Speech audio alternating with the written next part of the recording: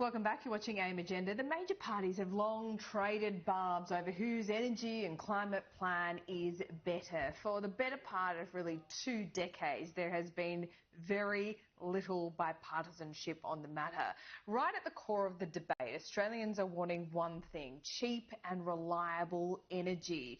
So, as he put it yesterday, have you heard about the shock jock that's made quite a transition? Joining me now is former journalist Chris O'Keefe, who's now a national spokesperson for the Clean Energy Council. Chris, welcome to the program.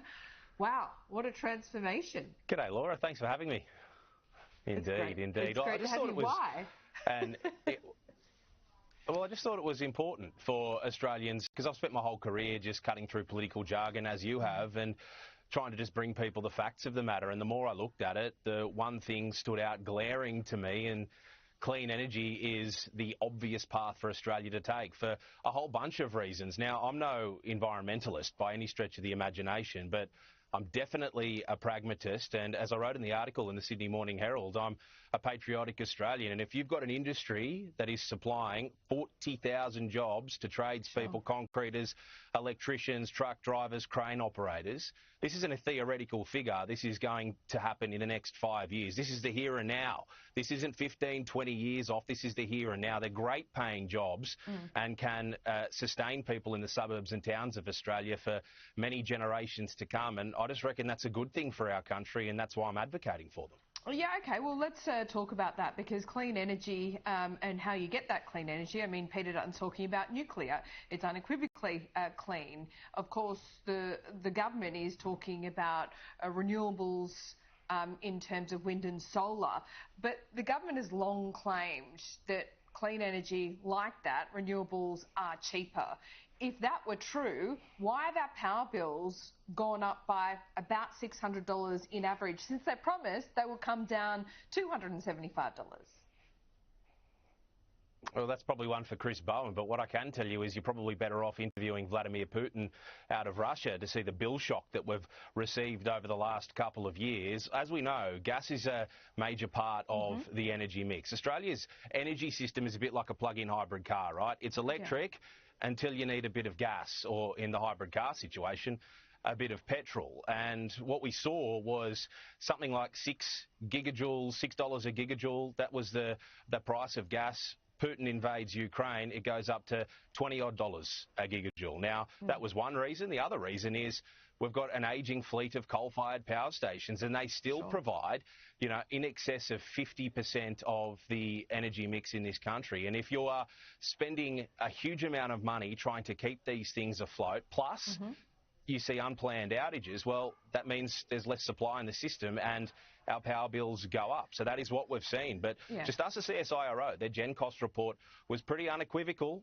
Clean energy is by far and away the cheapest form of electricity for Australian households. Yeah, sure. But Australian households keep on hearing that, and they're not seeing it when they get their bills, Chris. You know that. You remember that from Talkback. People are tearing their hair out and keep on being told that renewables are cheaper than coal. Coal's still the price setter here, so we really need to level with people, don't we? Yes, renewables might be cheaper eventually, but we've still got to spend billions and billions of dollars on getting the transmission lines. I think we still need around 10,000 kilometres of transmission lines.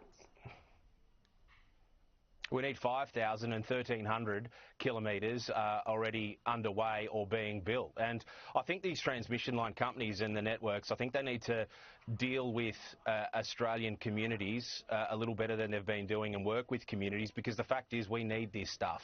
Now, if you want to insulate Australia from global shocks, well, shouldn't you build domestic product? And domestic product is clean energy solutions, wind, solar, pumped hydro, firmed by gas and batteries. Then we're not worrying about conflicts on the other side of the world affecting our power bills. And the truth of the matter is this: our coal-fired power stations, we've got 18 of them, and more than 60% are more than 40 years old.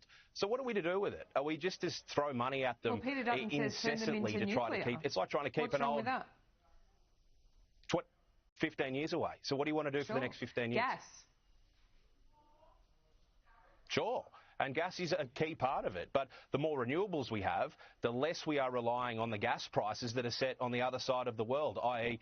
Putin's invasion of Ukraine that took a whole bunch of gas supply out of the system, putting an enormous amount of price pressure on us here in Australia. So gas is expensive, but it is critical to the transition. Now, nobody is saying that gas is not part of the energy mix. Of course it is. But the more clean energy we have in the system, the less we rely on gas, and the less often we have to pay that global price. Isn't that a good thing? Well, sure, but you'd have a moratorium here. Chris Bowen, I would even note, late to the party, but has said, well, gas is going to be the transition fuel. But Chris, you're talking about renewables and still them being cheap.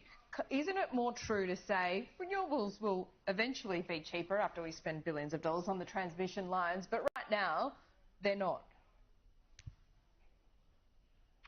No, well, they are. The Gen Cost report by the CSIRO spelled it out in black and white. I don't know how many more reports we need to read telling us Chris. exactly the same thing. But most people are reading their power bills and just not seeing that.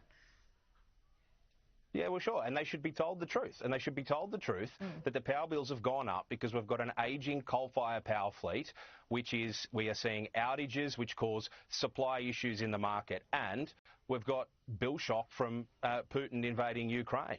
So if you've got less supply in the global market, and for some unknown reason we play a global price in gas, and I think Australians all scratch their heads on that one, but we do, that's how it is set up, the more clean energy we have in the system, the less we will have to rely on that stuff. That is the truth of what is going on.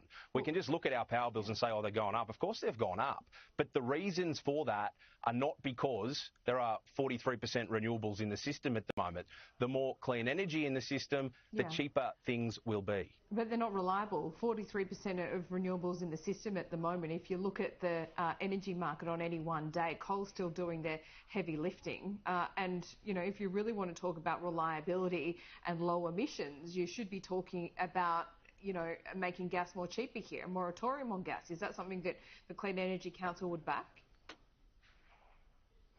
Well, that's something up for the government of the day, be it Peter Dutton or Anthony Albanese, to decide. That's not up for an industry body to decide. But what is incontrovertible is batteries and gas are part of the mix.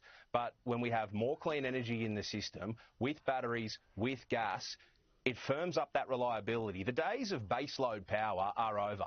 And also, nobody is talking about having 100% renewables in the grid.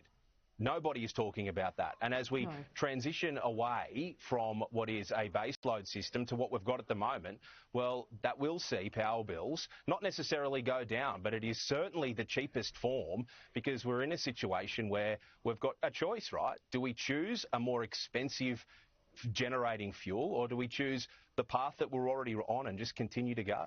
Look, I've got to tell you, it feels pretty expensive at the moment when you're getting that quarterly bill, and that's even with this kind of artificial subsidy that the government has, you know, put in place. I wonder what they'll do in the lead up to an election, but it's going to get very interesting indeed. Chris, I didn't think this would happen, you know. This is quite surreal, me having you on the program today, but certainly a welcomed addition. Great to see your face. And you, Laura.